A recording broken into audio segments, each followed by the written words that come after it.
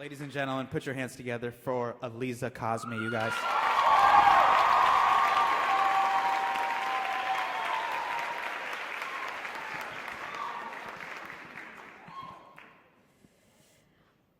So I'm 6 years old, I'm in the first grade, and I'm sitting at a table with my three best friends. And we're all really similar.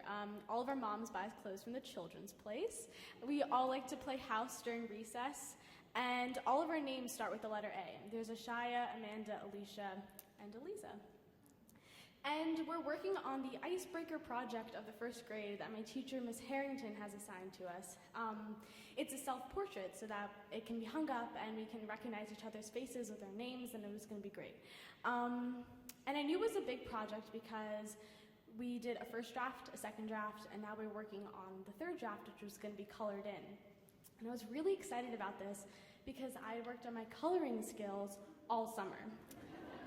My mom bought me a coloring book that taught me all these really cool techniques, and I finally mastered drawing inside of the lines. And I was really excited to show my friends my new talent. And we're using oil pastels, which I loved because I would pinch off a little bit and I would squeeze it between my fingers, and it was so soft it would melt into my skin. And so oil pastels were expensive for my public school in New York City, so every table got one box. And every box had one of each color. And so you had to be really patient and wait for your color to not be used, or it was ready for you to use it. And I'd colored in my shirt blue, and I'd colored in the background green, and there was a little tree, and I'd drawn in all the features of my face, which is what the book had taught me to do. I drew my nose and my eyes and my lips, and I was ready to color in my skin. And all of my friends had used peach to color in their skin. And since we were all basically the same girl, I figured I would use peach too. And so the peach was finally available, and I start coloring in, and I'm going in all the same direction like the book taught me to, and watching the oil pastel melt into the skin and my face come alive on this paper. And when I'm done, I look down, and this girl I've drawn looks exactly like how I see myself, and I feel my teacher, Miss Harrington, behind me looking down at my self-portrait I've just drawn.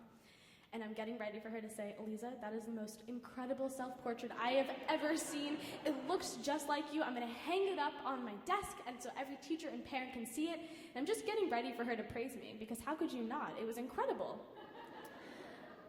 Instead, Miss Jill Harrington says to me, Aleeza, that's not your color. And I don't really understand this, because I don't get how colors can belong to people. But I can't seem to find the way to ask her, and she's already gone to the oil pastel box and started looking through it, and she can't find the color she's looking for, and so she goes to the crayon bin. Every school has this infamous crayon bin that has bits and pieces of broken up and unwrapped crayons that are disgusting, and I hated this crayon bin.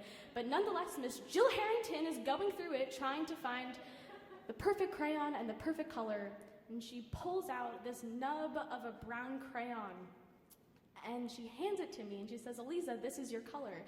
And I'm still so confused. I don't get it. But I've noticed all of my friends are staring at me, and my heart is beating really fast in my chest, and I just want this to be over. And so I grab the brown crayon, and I start coloring in my face. Except oil pastel and wax crayons don't mix. They don't belong on the same paper together. And so the harder I'm pushing, the worse my paper is looking, because the brown isn't going into the peach, and I'm drawing outside of the lines now, and I'm horrified. And when I look down at my self-portrait, I look like this monster that can't decide if she wants to be peach or brown. And I want to beg Miss Jill Harrington, please don't hang this up. I'll redo it. I'll use all the colors you want me to. But the words don't come out of my mouth, and she's already grabbed my self-portrait and put it into the pile with all of my beautiful, even-tone peach friends. And it gets hung up on the wall.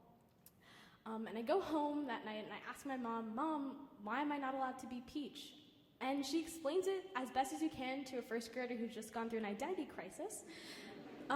That it's not that you're not allowed to be peach, but your dad isn't peach and I'm not peach, and she doesn't really say what I am, but everyone seems to understand this concept of colors, and I don't want her to think I'm stupid, so I just say, okay, and I put it on a shelf, and I don't think about it again until the 6th grade, when I'm at a new school, and we're all asking each other's questions, like, do you watch Cyber Chase, and why not, and what elementary school did you go to?